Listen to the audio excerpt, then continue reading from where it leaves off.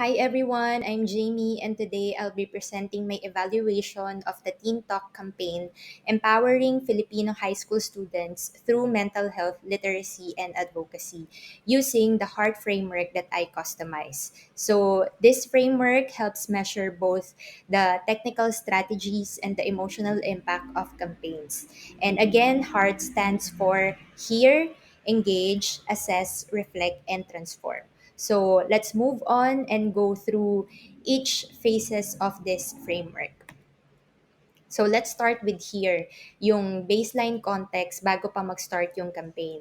So Teen Talk grounded its advocacy on real issues. They use real mental health data tulad nung 2024 Global School-Based Student Health Survey.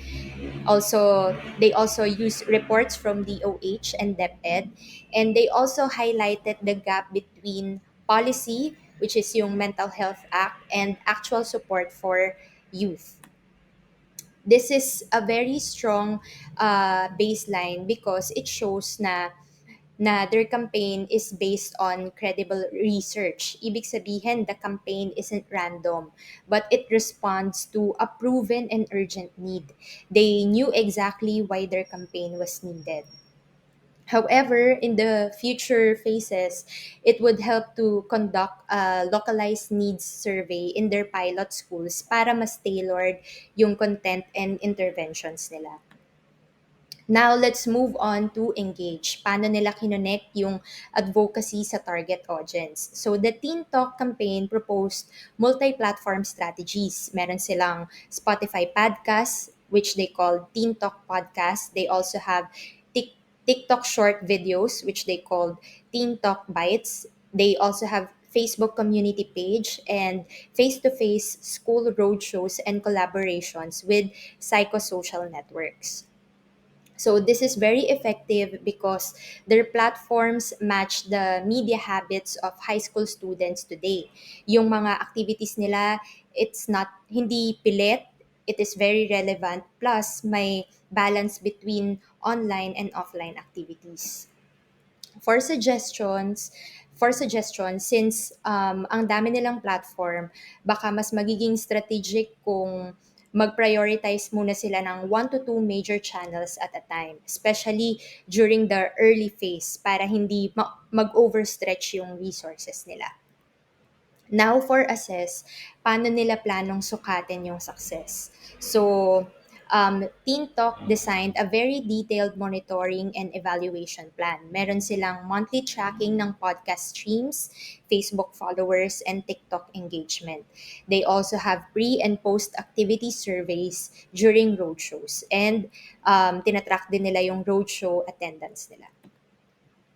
So this is very strong kasi clear yung key KPIs nila or yung key performance indicator and measurement tools. They set measurable goals like 1,000 podcast streams per episode, 500 active Facebook followers, and at least 50 students initiating consultation. Now, let's go to the reflect phase, the human side of evaluation. So, Teen Talk aims to gather reflection and community voices by capturing testimonials from students through podcasts and roadshows. Um, Number two, they also plan to run open-ended surveys para malaman yung um, real experiences ng mga students, and they also have sharing transformation stories on social media to inspire yung mga mas marami pang kabataan. This is very valuable kasi mental health campaigns are not just about statistics. They're about stories. And diba, healing happens through shared experiences. And the campaign recognizes that youth are not just receivers, but also sources of wisdom. And finally, transform. Ano nga ba yung plano nila to sustain the movement? So, Teen Talks sustainability plans include number one, collaborating with DepEd to integrate mental health literacy and MAPE and values education.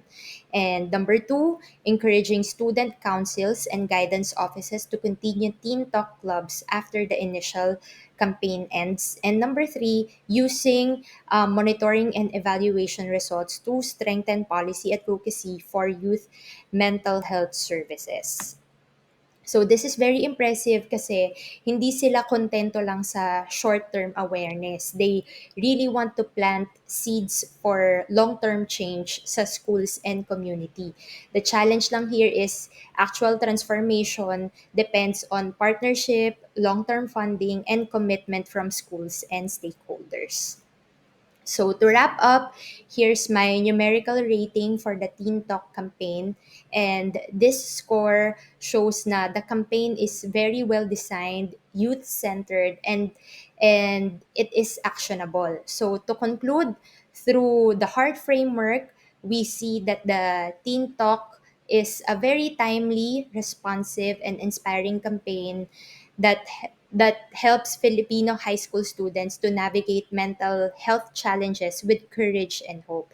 The campaign is built with empathy, strategic communication, community participation, and a clear vision for transformation. And that ends my evaluation. Again, this is Jamie and maraming salamat po.